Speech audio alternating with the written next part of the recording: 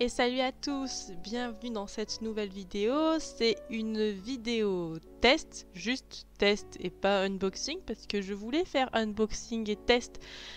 Mais dû à des voisins qui me volent mes colis, je dois tout faire envoyer chez ma mère. Et ma mère, quand elle a reçu le colis, elle n'a pas fait attention et elle l'a ouvert. Et du coup, pour un unboxing, vu que le colis était déjà ouvert, c'était un petit peu bête, on va dire bête.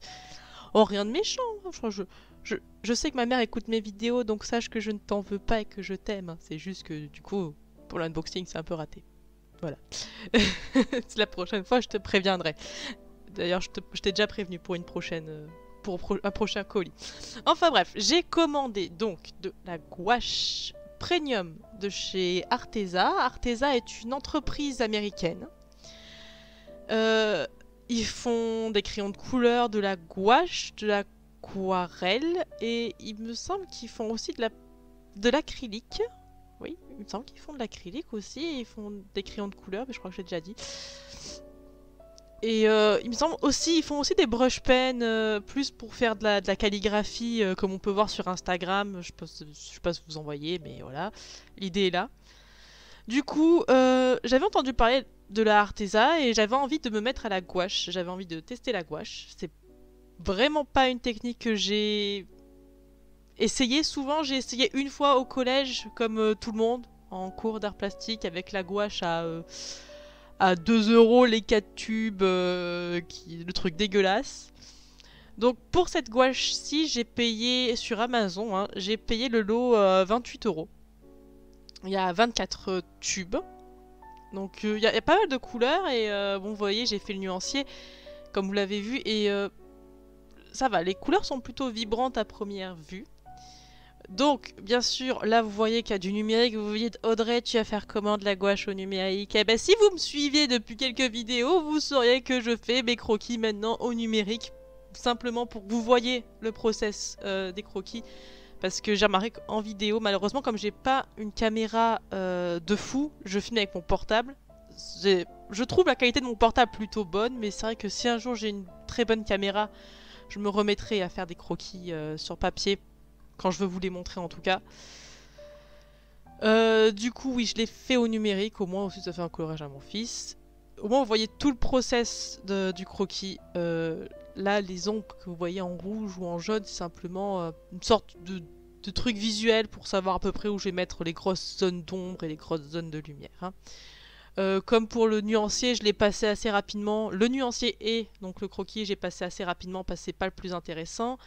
Je n'ai pas filmé la partie où je passais au propre sur du papier aquarelle pour le coup, parce que j'avais que ça. Ici, il existe du papier spécial gouache, très certainement. Faudrait que j'en commande, sûrement. Mais ce papier-là fonctionne parfaitement bien, je tiens à le signaler. C'est du papier de la marque Rougier-Play, donc leur marque à eux, créa à du 250 grammes, c'est. Donc pour l'occasion, j'ai aussi commandé une nouvelle petite palette parce que j'avais mes palettes dans mes boîtes d'aquarelle, ma vieille palette d'il y a je sais pas combien d'années que j'ai aussi qui est pleine d'aquarelle dedans que je garde parce que en fait quand il y a beaucoup de peinture dans une palette, je garde parce que je sais que je peux le réactiver à l'eau. Donc voilà. Et même la palette que j'ai en question, elle commence à être vraiment très très vieille. Donc même quand je la nettoie à fond et tout, il y a toujours pas mal de traces. D'ailleurs j'ai une technique pour ça quand il y a des traces. Passer un coup de gomme dedans une fois que c'est sec. En général ça enlève une grosse partie de la petite trace qui reste en fait. Bon, la mienne est tellement vieille de palette que ça ne fonctionne pas vraiment à 100%. C'est dommage. Et puis j'avais envie d'une nouvelle palette, voilà. Oh, c'est bon, jugez-moi si vous voulez, mais j'avais envie d'une nouvelle palette. Je tiens à dire qu'à ce stade-là de la peinture, j'étais en mode oh my god. C'est trop dur. Enfin, c'est dur, oui et non. Ce que je veux dire par là, c'est que, vous le savez, j'ai l'habitude des techniques transparentes. Donc, j'utilise de l'aquarelle, j'utilise de l'encre et j'utilise du feutre à alcool. Et ce sont des techniques transparentes, dans le sens où quand vous allez passer un coup de feutre, le feutre, c'est pas opaque. Quand vous passez un coup de feutre, vous repassez un coup par-dessus, vous verrez toujours la couleur dessous. Donc c'est pas opaque. L'aquarelle, c'est pareil. Vous passez un coup de peinture, vous repassez un coup par-dessus, vous verrez la peinture dessous. C'est ça que je veux dire par technique transparente. Et j'utilise que des techniques transparentes, comme je les appelle. Et là, d'un coup, je me suis retrouvée avec une technique qui est opaque. Du coup, je suis un peu en galère. C'est la misère. Et j'avoue que j'ai essayé de prendre ça par habitude comme ce que je prendrais toutes les autres techniques. Et le truc que j'aurais dû faire par exemple avec ce mur, c'est d'abord faire le gris entièrement. Et après par-dessus rajouter la lanterne et les plantes. Après tout c'est quelque chose d'opaque. Donc j'aurais pu largement rajouter une couche par-dessus. Et moi j'ai essayé en fait de détourer chaque zone. Et c'était un peu bête, j'aurais pas dû. Mais en fin de compte, je pense m'en être assez bien sorti. J'ai réussi à comment dire, mélanger assez bien les couleurs, les fondre assez bien avec le reste. Et ça, je suis plutôt contente. J'ai pas hésité à rajouter un petit peu d'eau sur les zones où je venais d'appliquer la peinture, juste pour le mélanger au reste du fond, pour que ça soit plus souple, on va dire. Donc là, du coup, pour les briques, j'ai commencé par appliquer du noir. Waouh, du noir. Et c'est après coup, une fois que c'était sec, que j'ai appliqué du marron et que j'ai mélangé un petit peu. Voilà. J'ai ajouté les zones de lumière et tout. J'avais sorti mon souffleur, mon pistolet à air chaud. Mais faut savoir que c'est de la peinture qui sèche très vite. Là où l'aquarelle, là pour cette zone-là, j'aurais peut-être sorti le pistolet plein de fois. Là non, ça sèche très vite et j'ai été très étonnée de voir ça et je me suis dit chouette, d'un côté j'aurais pas à attendre 500 000 ans pour continuer ma peinture, c'est plutôt bien. Même si je dois avouer que là, au moment où je fais ce mur et tout, après j'ai commencé le chat après et après j'étais fatiguée, j'avais envie d'aller au lit parce qu'il était quand même déjà minuit, 1h du matin. Donc ouais, j'avoue. Du coup, je sais pas si vous avez déjà testé de la gouache, mais si vous avez jamais testé, je pense que la Arteza est un très bon moyen de commencer. Je veux dire, je suis pas une pro de la gouache, clairement, je suis pas une professionnelle de la gouache, mais je pense que c'est une très bonne peinture, la pigmentation est très belle, ça a une bonne capacité de recouvrement, elle se dilue plutôt bien à l'eau si vous voulez quelque chose de plus doux. Je pense vraiment que c'est une très bonne peinture et en plus de ça, pour 28 €, vous avez 24 couleurs quoi. Donc ouais, c'est plutôt honnête en termes de prix, je trouve. Du coup, oui, c'est la seule chose que j'ai à vous conseiller. Si vous voulez commencer la gouache, ou même si vous faites de la gouache et que vous voulez tester une autre marque, ce que vous avez, Arteza, je pense, est une bonne marque. Du coup, je vous mets le lien en description de ce que j'ai acheté. Peut-être que je testerai l'aquarelle de chez Arteza, un de ces 4. Ça pourrait être pas mal, peut-être. Il y a aussi un autre truc. Comme vous le voyez, je n'ai pas transformé mes tubes en godets. C'est un truc qui se fait beaucoup pour l'aquarelle. Transformer ces tubes d'aquarelle en godets pour que ça dure plus longtemps, pour éviter le gâchis. Mais il faut savoir une chose sur la gouache, c'est que la gouache se craquelle quand elle sèche. Pas sur une peinture, pas en petite dose, mais en grosse dose comme un godet par exemple. Comme dans un godet, ça se craquelle, ça peut se craqueler. Donc c'est pour ça que je n'ai simplement pas transformé mes tubes en palettes. Il existe une technique pour transformer efficacement ces tubes en godets pour la gouache. Mais le problème de cette technique-là, c'est qu'elle efface un petit peu de pigmentation. En tout cas, il faudrait peut-être que je teste un jour. Peut-être que je testerai un jour. Si vous voulez que je teste cette technique, je la testerai. On m'a dit que la glycérine mélangée fonctionnait plutôt bien. Donc, n'hésitez pas à me dire, est-ce que vous voulez que je teste cette technique pour avoir de jolis godets de gouache? Je pense que je testerai peut-être. Je verrai. Autre test que du coup j'ai fait pour la gouache, c'est Drawing Gum. La Drawing Gum, j'ai testé. Première vue, je vous conseille pas trop. Hein. Ça marche, hein. On peut dire, ça fait son taf de Drawing Gum. Le souci, et pas des moindres, c'est que j'ai eu beaucoup de mal à la retirer en fait. Genre, vraiment. Et beaucoup, en fait. Voilà. En fait, j'ai l'impression que la Drawing Gum, elle s'est fondue dans la peinture. Ouais. C'était un peu gênant, en fait. J'avais mis ça parce que j'avais besoin de faire le sol proprement. Et ouais, c'est... Ouais, j'ai réussi à l'enlever, mais comme vous voyez, il y a des traces maintenant sur le dessin un peu bizarre. C'est dommage, c'est dommage. Ouais.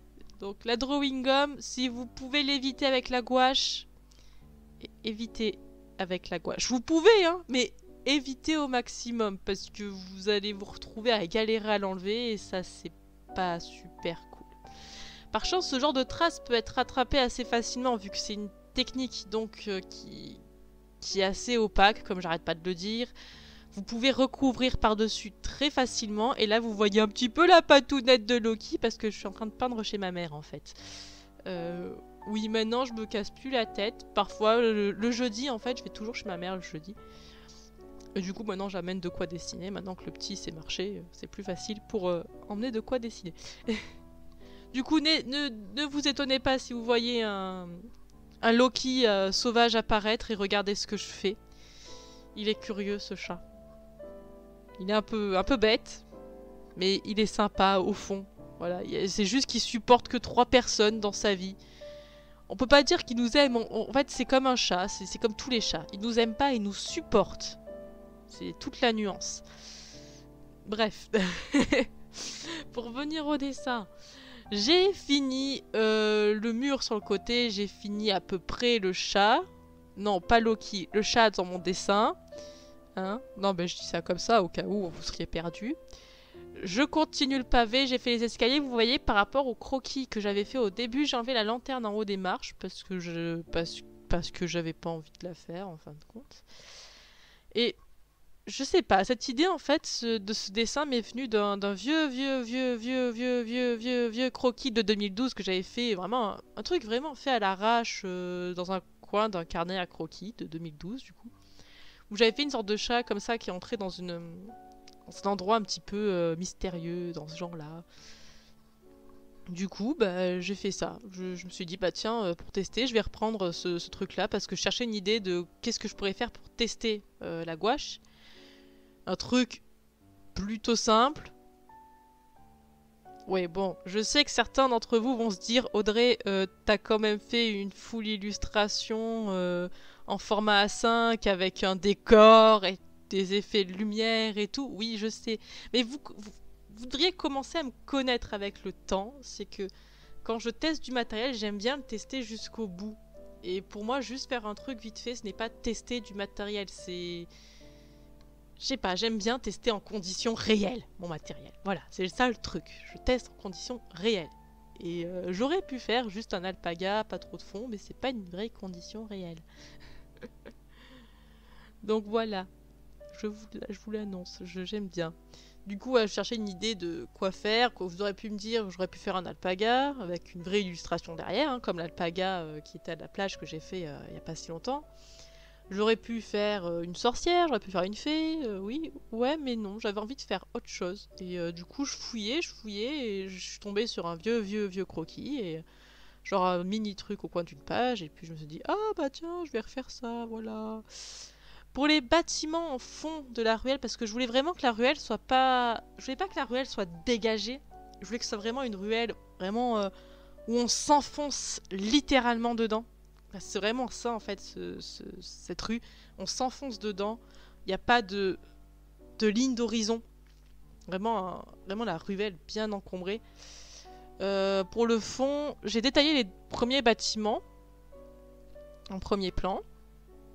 Pour les bâtiments en fond, je les ai moins détaillés. Par contre, je les ai mis de plus en plus clairs. Plus plus on va dans le fond, plus ils sont clairs et moins ils sont colorés. Pour essayer, hein, je dis bien, de donner un effet de perspective. Je ne sais pas si ça a bien marché, mais je pense que oui. Enfin oui, là de suite vous le voyez pas très bien parce que j'ai pas fini la peinture, patati patata, mais je pense avoir relativement bien réussi ce que je voulais faire. J'espère.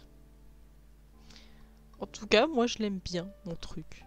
Juste à un moment, ça a coupé, je suis désolée. En fait, c'est... Malheureusement, je crois que je vais désinstaller Messenger de mon portable. Parce que malheureusement, quand les gens écrivent sur Messenger, bien souvent, ça fait couper la caméra. Et je ne sais absolument pas pourquoi. Quand il y a juste un ou deux messages sur Messenger, ça va. Mais quand d'un coup, j'en ai 5, 6, 7, 8, bam, ça coupe toute la caméra. Donc je pense désinstaller Messenger de mon téléphone pour éviter ce genre d'incident dans le futur. Et en attendant d'avoir un appareil photo, on va dire, plus que potable pour filmer, sachant que ça coûte très cher ces choses-là, donc ce sera pas de suite, quoi.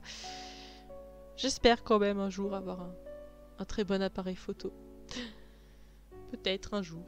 Donc là, vous le voyez bien, les bâtiments qui sont de plus en plus gris, gris clair. Il y en a un qui est un peu rosé. Donc j'ai essayé de jouer un petit peu sur cet effet de perspective.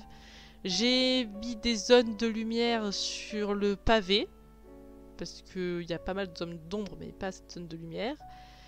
J'ai aussi le détail que vous avez peut-être pas vu, mais sur les briques du Porsche, j'ai rajouté du jaune, parce qu'il y a de la lumière jaune liée à la lanterne. Du coup, oui, c'est pas le meilleur dessin du monde peut-être, mais pour une première faite à la gouache, je suis franchement fière de moi pour le coup, et je pense en recommencer assez rapidement. Et donc si vous voulez que je teste de faire des godets de gouache, n'hésitez pas à me le dire en commentaire. Et sur ce, n'hésitez pas à vous abonner, à commenter, à me suivre sur les réseaux sociaux, à me donner un petit euro sur Tipeee si vous voulez vraiment me soutenir beaucoup. Et moi, je vous fais de gros bisous. À plus!